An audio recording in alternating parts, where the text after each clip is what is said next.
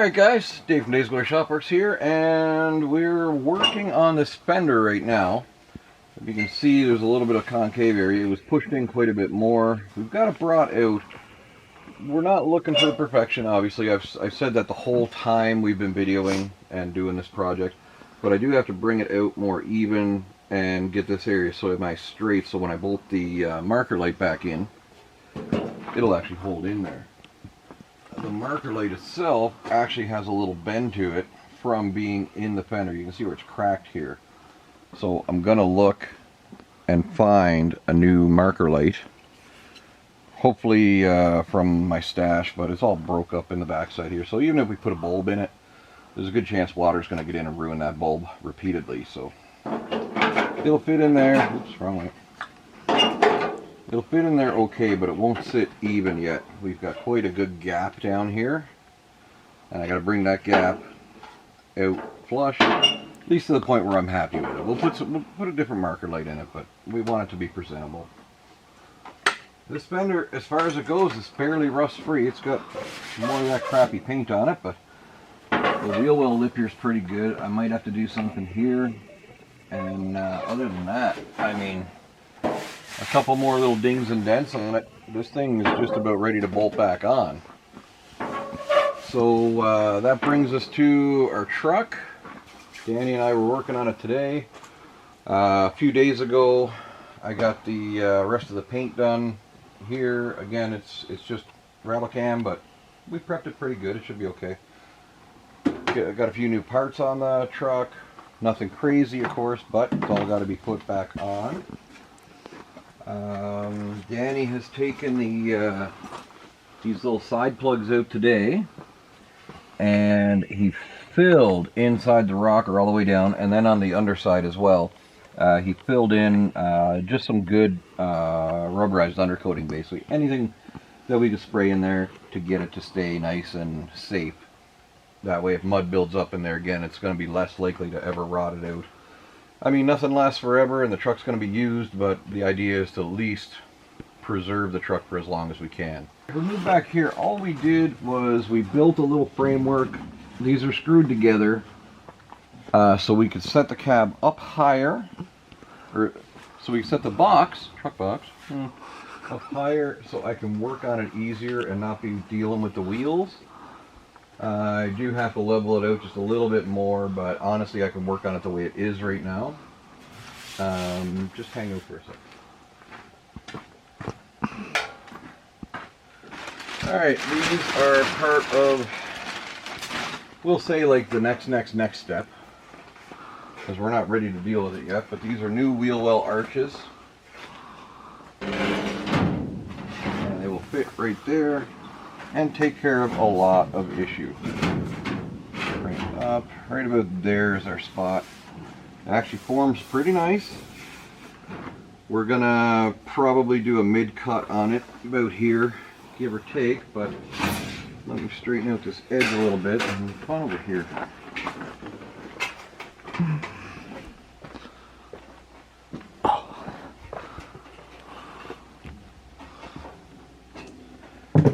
So that's a little bit better. Now put it back in place, and what you'll get to see is this void here. That is a nice big dent in, but it's going to be fairly easy to repair. What I'm going to end up doing is when I make the cut for the truck box patch panel to fit, then I'll come in the back side and bring the metal back out, and from underneath as well. There's limited access, but there is access. So we'll take care of that. The top of the truck box is pretty beat. There's not a whole lot we're going to do with that. It just is what it is. We're going to do a little dent pulling and fix up so the taillight actually fits in nice. And that's essentially it. The bad spot is going to be down here. This is where one of the pivots is supposed to go for the tailgate. If you look on the other side, you can see the pivot is there. It's bent, but the pivot is there and intact. So I'll have to go up to the backyard again and knock one of these out of another truck box I have and weld it in on the back side. That'll take care of that and get a tailgate working again. I think I have a better tailgate for Danny too. He's got one, looks like it's been painted with a paintbrush and it's very, very layered thick and not the greatest. But I got 2 or 3 more tailgates for this correct era truck, and we'll just pick the best one and go from there. The box floor looks great, like pretty decent overall. If you'll go up on the other corner there,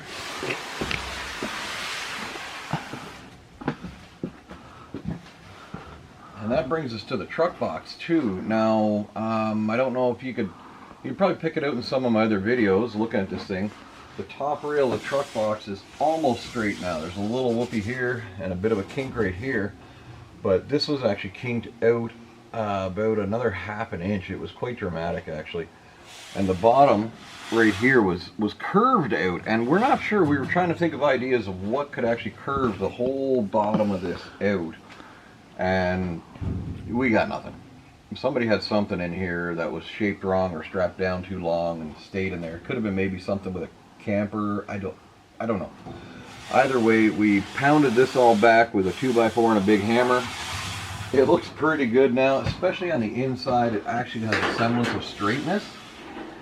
And all that's going to happen is when Danny takes his truck home, he's going to take a nice summer day and wire wheel the box floor and inside of it, and he's going to put that roll on like bed liner coating stuff, whether it's Easy Liner or Raptor Liner or whatever. There's a bunch of them. There's roll on ones, spray on ones. He's going to get a roll on one and just make an afternoon project out of it, and that'll be that. I haven't fixed this yet, and I still got to get to that, but whatever. Over here, you can see we put some seafoam in the gas tank today. Rinsed it around inside and wiped out. Got like 90% of the junk out of there. Like 90%. That's pretty good. We also fixed the broken overflow tube elbow and got the fuel tank, fuel pump and fuel level sensor assembly back in. These clips weren't working right, these quick connects. Got those working. His connector for the fuel pump, it would just slide on and slide off, so we did some creative zip tying and we're pretty happy how it sits now. It shouldn't be an issue for him. And that takes us over to the good one. I'll be right there. So after I get bored with pounding on a fender for a while, we changed which door we're going to use. We're actually going to use this one. It's the match for the passenger door. That does some help, but there is some issues. It's got a crack up here where it got kinked, probably fell off or got twisted or moved or whatever. Anyway, drill out the hole, weld it up, buff it down, and see how this fits. I'm not worried about it being kinked there because nobody can see it. And if you do see it, it's pretty minor, but if I have to bend the door back a little bit, it'll change that anyway. But here's the big problem. And I'm sure some of you would ask, why would I use a door that the whole main inner structure was destroyed out of? Well, because this is the best door. This is the best door out of everything that we have. I even looked at taking them off one of my vehicles, and honestly, they're not that great. So what's going to happen is I'm going to cut out where these spot welds have buckled off. Cut this area wide open, probably up to this little vent cut out here. Cut it all out, and then that brings me to the inner structure. And I'm just going to cut the inner structure out of that door right there, and it's going to get butchered. And that door's pretty junky. It's actually kinked in a bad way. There's multiple dents all over it. It would almost take a reskinning to really make it look good, but regardless, it's a parts door. So we're going to take the parts of the structure out of it, weld it in, brace it, and then put it on. I'll show you that probably on my next video as we keep on keeping on with pounding away at this truck.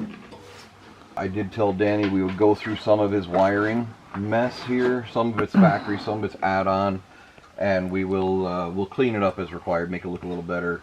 He is going to get some brackets. He's going to replace it, the alternator, put a regular Dodge alternator on because somebody butchered this thing in. Like this bracket, they hacked it and kind of booger welded it. I don't know, but It's a GM alternator. It does work, but Danny is looking to have a simpler, kind of a Dodge system that he can just go to the parts store and get parts for. So we're going to do that. Change out that bracketry. I'll probably have to change out a couple of the pulleys to make it all work properly, but pulleys I have. So not a big deal. So nothing crazy to report on this one, but lots of progress has been had. And I'm Dave from Dave's Glory Shopworks. Matt's on camera, and I'm going to continue working on this fender. Thanks very much, guys. Appreciate you, and I'll see you on the next one.